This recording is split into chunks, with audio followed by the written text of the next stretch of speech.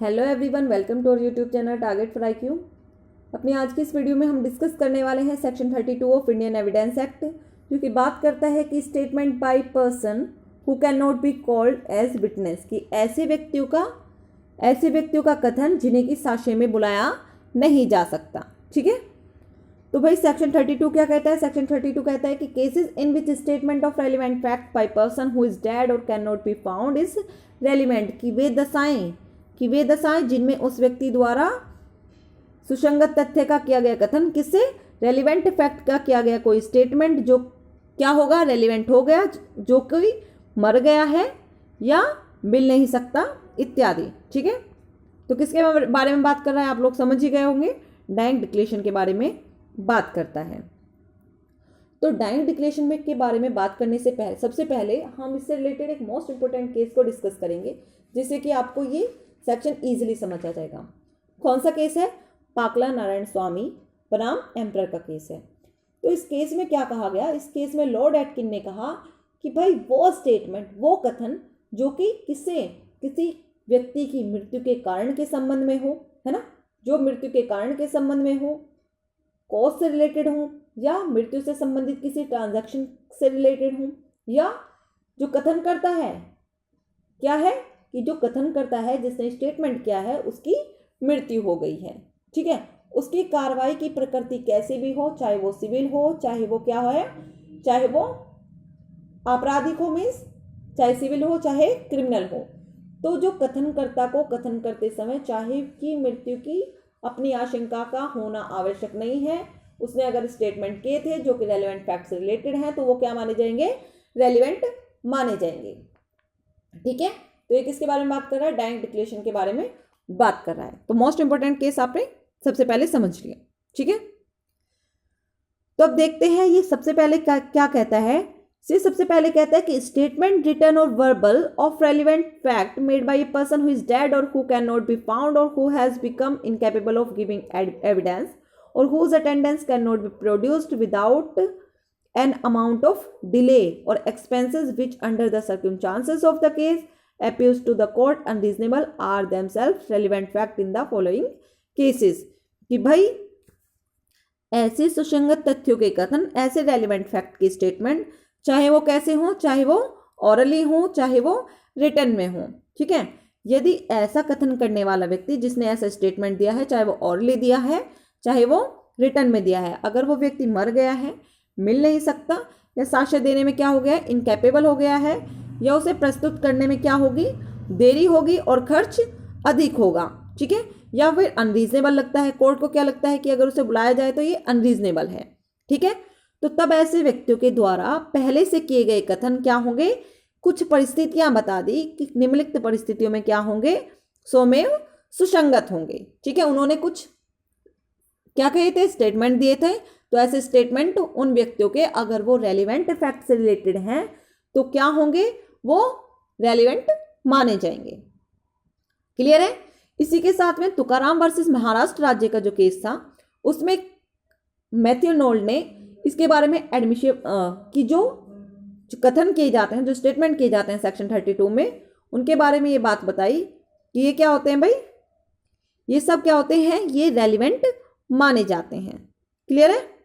ये क्या माने जाते हैं? रेलिवेंट माने जाते हैं, और ये सब्सटेंसिव पीस ऑफ एविडेंस होते हैं। किसने बताया था? मैथ्यू अर्नोल्ड ने बताया था, तुकाराम वर्सेस महाराष्ट्र राज्य में, याद रखिएगा। क्लियर है? इसके साथ ही क्वीन वर्सेस अब्दुल्ला में ये कह दिया गया कि जो डाइंग डिक्लेरेशन है, जो सेक्शन 32 में जो कथन किए जाते हैं, वो ऑरली, रिटन या फिर इशारों द्वारा भी हो सकते हैं। ठीक है, जो बात कही जाएंगी वो इन तीनों तरीकों में से किसी भी तरीके से हो सकती है। क्लियर है? तो अब देखिए वो कंडीशन देख लेते हैं कि कब कब ये जो स्टेटमेंट किए जाते हैं रेलिवेंट फैक्ट से रिलेटेड, वो क्या माने जाते हैं? रेलिवेंट माने जाते हैं। तो कौन से कंडीशन है? सबसे पहले देखिए, बात करता है कि अगर डाइंग डिक्लेरेशन मृत्युकालीन कथन की बात करता है कि जबकि वो कथन किसके बारे में है? मृत्यु के कारण से संबंधित है, कि जबकि वो स्टेटमेंट जो किया गया था वो किसी व्यक्ति द्वारा अपनी मृत्यु के कारण के बारे में या फिर उस ट्रांजैक्शन की किसी परिस्थिति के बारे में किया गया हो जिसके फलस्वरूप क्या हुई है? उस व्यक्ति की मृत्यु हुई है, तब उन मामलों में जिनमें उस व्यक्ति की मृत्यु का कारण प्रसंगत हो, चाहे ऐसे स्टेटमेंट सुसंगत माने जाएंगे, चाहे उस टाइम पे जिस टाइम पे उसने ये बात कही, स्टेटमेंट दिए, ठीक है, उस समय उसे अपनी मृत्यु की आशंका थी या फिर नहीं थी, और चाहे उस कार्रवाई की जिसमें उस व्यक्ति की मृत्यु के कारण प्रसंगत होता है, नेचर कैसा भी क्यों ना हो, ठीक है, वो क्या माने जाएंगे, वो रेलिवेंट माने जाएंगे। क्लियर है? तो सबसे पहले किसकी बात कर रहा है, डाइंग डिक्लेरेशन की बात कर रहा है कि डाइंग डिक्लेरेशन में रेलिवेंट फैक्ट से रिलेटेड स्टेटमेंट कब सुसंगत होंगे, तो कब होंगे, जबकि क्वेश्चन अराइज हुआ हो उसकी डेथ से रिलेटेड। क्लियर है? सेकंड बता देता है कि और is made in course of business, क्या है कि अथवा वो जो स्टेटमेंट किया गया है किसी कारोबार के अनुक्रम में किया गया हो। क्वेश्चन अराइज कहाँ पर हो रहा है, यहाँ पे सिविल मामलों से रिलेटेड क्वेश्चन अराइज हो रहा है। कोई पूछना चाह रहा है कि क्या भाई जो ए है, कोई सोलिसिटर है, क्या वो उस दिन कहाँ पर, कलकत्ते में था, इलस्ट्रेशन देख लीजिएगा सी वाला।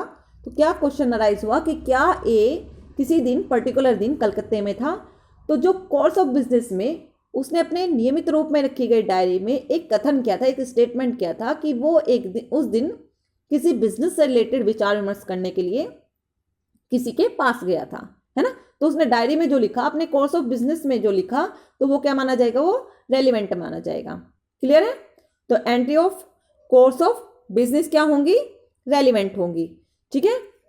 तो इसके बाद में थर्ड वाला बताता है कि अथवा करने वाले के हित के विरुद्ध हो, ठीक है, इंटरेस्ट अगेंस्ट मेकर, कि उसके हित के विरुद्ध है, कि भाई जबकि जिसने वो स्टेटमेंट दिया था वो करने वाले व्यक्ति के धन संबंधी या तो किससे रिलेटेड है, या तो धन से रिलेटेड, या फिर उसकी की संपत्ति से रिलेटेड, या फिर उसके इंटरेस्ट के क्या है, अगेंस्ट है, ठीक है।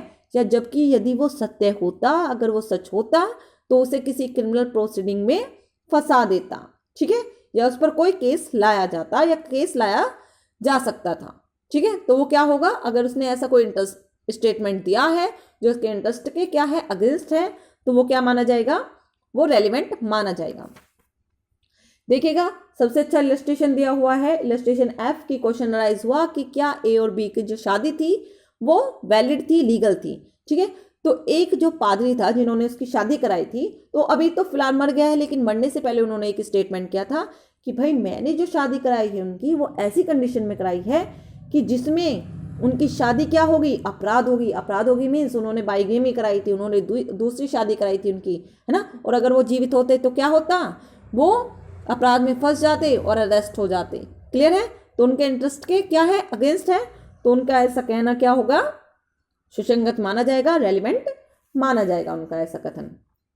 फिर फोर्थ है कि और statement gives opinion as to public right और कस्टम और मैटर्स ऑफ जनरल इंटरेस्ट, की कथन ऐसा है जो किसी लोक अधिकार के बारे में, किसी रूढ़ि के बारे में या किसी साधारण हित के विषय के बारे में कोई राय दे रहा है ना। अब एक क्वेश्चन अराइज हुआ कि क्या ये जो सड़क है, ये जो सड़क जा रही है, ये एक पब्लिक रोड है या नहीं है। तो ऐसे गांव के लोग जो कि आज अभी तो क्या है, फिलहाल मर गए हैं, बूढ़े लोग हैं, मर गए हैं, तो उन्होंने पहले किसी से ये स्टेटमेंट दिया था, किसी को ये बताया था कि ये जो ये सड़क है ना, ये सरकार ने बनवाई है ना, और ये क्या है, ये पब्लिक रोड है। तो उन्होंने जो ऐसा इंटरेस्ट किया था जो पब्लिक राइट और कस्टम से रिलेटेड है, तो वो क्या माना जाएगा, वो स्टेटमेंट रेलिवेंट माना जाएगा। आई थिंक आपको बहुत ईजिली समझ आ रहा होगा, ठीक है जी। इसके बाद है, किसकी बात करता है कि अथवा नातेदारी के अस्तित्व से संबंधित है, और स्टेटमेंट जो है टू एग्जिस्टेंस ऑफ रिलेशनशिप, कि जो कथन किया गया है वो किसी नातेदारी के अस्तित्व को दिखाता है, ठीक है। और नातेदारी कैसी, जो ब्लड रिलेशन से रिलेटेड हो, किसी मैरिज से रिलेशन से रिलेटेड हो, अडोप्शन से रिलेटेड हो, है ना, ऐसी इन रिलेशन से रिलेटेड किसी नातेदारी के अस्तित्व के संबंध में एग्जिस्टेंस से रिलेटेड अगर कोई क्वेश्चन अराइज होता है, तो उन व्यक्तियों के बारे में जिन्हें कि उनकी रिश्तेदारी के बारे में, उनकी नातेदारी के बारे में ज्ञान के विशेष साधन है ना। और जब ये क्वेश्चन अराइज हुआ क्या ए और बी पति पत्नी है ना, तो उनके ऐसे दोस्त, ठीक है, उनके ऐसे दोस्त जो कि उन दोनों को जानते थे, उन्होंने किसी को स्टेटमेंट दिया था, उन्होंने किसी को पहले बताया था कि भाई ए और बी जो है वो पति पत्नी है, पति पत्नी की तरह रहते हैं, पति पत्नी है ना। तो उनके द्वारा किए गए स्टेटमेंट क्या माने जाएंगे, रेलिवेंट माने जाएंगे। क्लियर है। इसके बाद में आता है कि 6 वाला कि और इज मेड इन विल और deed relating to family affair की अथवा कथन ऐसे हैं जो कौटुंबिक बातों से संबंधित विल या विलेख में किया गया हो। ठीक है, तो कह रहा है कि अगर ऐसा कथन है जो कौटुंबिक बातों से संबंधित विल या विलेख में किया गया हो तो वो क्या होगा कि मृत व्यक्तियों के बीच में रक्त से रिलेटेड, ब्लड से रिलेटेड, शादी से रिलेटेड या अडॉप्शन से रिलेटेड पर आधारित किसी नातेदारी की एग्जिस्टेंस के संबंध में हो और उस कुटुंब की बातों से जिसका ऐसा मृत व्यक्ति अंग था संबंधित किसी विल या विलेख में या किसी कुटुंब वंशावली में या किसी समाधि प्रस्तत्र कुटुंब चित्र या अन्य चीज पर जिस पर ऐसे कथन प्राय किए जाते हैं किया गया है और जबकि ऐसा कथन विवादग्रस्त पर्सन के उठाए जाने से पूर्व किया गया था तो उनके द्वारा जो स्टेटमेंट किया गया था कोई मतलब कुछ ट्रांजैक्शन की गई थी तो वो क्या मानी जाएगी, रेलिवेंट मानी जाएगी। ठीक है, क्वेश्चन अराइज हुआ कि भाई क्या कै के जन्म की तारीख क्या है कि ए का जन्म किस दिन हुआ था। तो भाई ए के पापा ने क्या किया था जब ए का जन्म हुआ, ठीक है, ए का जब बर्थ हुआ तो उसने क्या किया अपने प्यारे दोस्त को, अपने प्रिय दोस्त को ये पत्र लिख के बताया कि भाई देखिए हमारे यहाँ बेटे ने जन्म लिया है ना। तो क्वेश्चन क्या राइज हुआ, उसके जन्म की डेट के बारे में क्वेश्चन राइज हुआ। तो अब जो उसके पापा ने जो लेटर लिखा था कहाँ अपने दोस्त को, तो उस लेटर को ले जाके दिखा दिया जाएगा कि उसके पापा ने लिख के भेजा था कि आज इस फला फला तारीख में मेरे यहाँ मेरे बेटे का जन्म हुआ है ना। तो वो जो तारीख उन्होंने किस में लिखी होगी, उस पत्र में लिखी होगी, उस डेट में लिखी है, उस विलेख में लिखी है, उस पत्र में लिखी है, तो क्या मानी जाएगी, वो रेलिवेंट मानी जाएगी। समझ आ गया होगा, है ना, क्लियर है।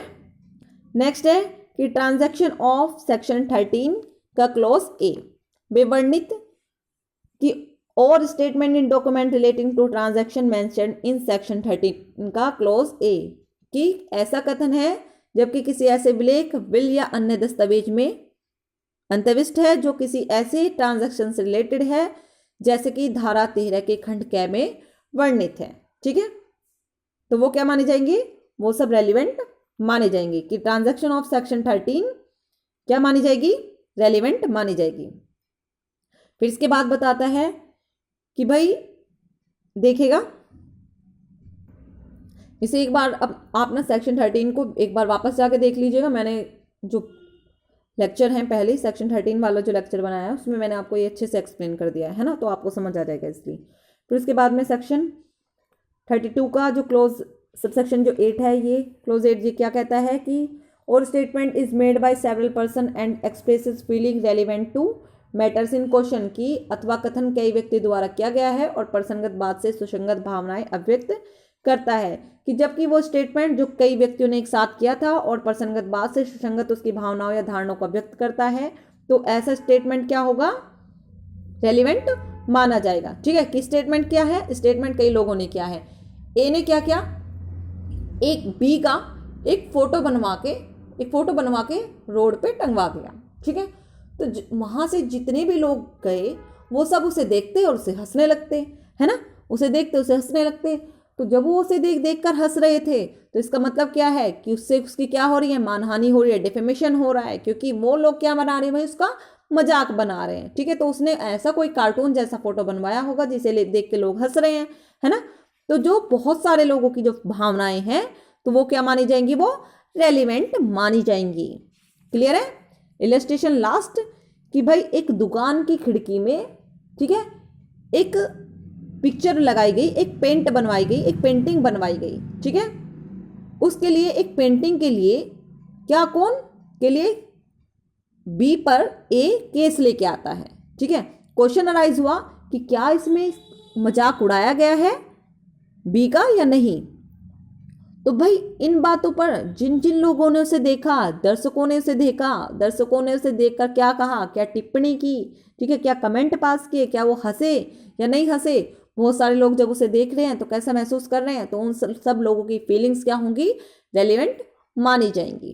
क्लियर है, तो आपको आई थिंक इजीली समझ आ गया होगा। अब मैं इसके लिए आपको एक ट्रिक भी बता देती हूँ कि 1 2 3 4 5 6 7 8 देखिए इतना इजीली याद तो होने वाले नहीं है ना। तो इसके लिए एक ट्रिक है कि डीप, रफ और टफ। देखिएगा जो ये डीप है तो आप इसे डी EEP करके लिखा हुआ है मैंने, इसे आप DEIP भी लिख सकते हैं, या फिर ई भी लिखेंगे तो आपको इजीली एग्जाम में तो याद आ ही जाना है। इंटरेस्ट जब आप पढ़ोगे आई याद आ जाएगा, है ना, देखोगे ऑप्शन। तो कैसे होगा याद? सेक्शन 32 तो आपको पता चल गया है ना। सबसे पहली लाइन तो आपको सभी को पता है कि जब क्वेश्चन क्या हो, कि जब क्या है कि ऐसा कोई स्टेटमेंट है ना, सुसंगत तथ्यों के कोई ऐसे स्टेटमेंट है जो लिखित हैं या मौखिक हैं, है ना, ऐसे व्यक्तियों द्वारा किए गए हों जो मर गए हैं, मिल नहीं सकते, या साक्ष्य देने के लिए इनकैपेबल हो गए हैं, ठीक है।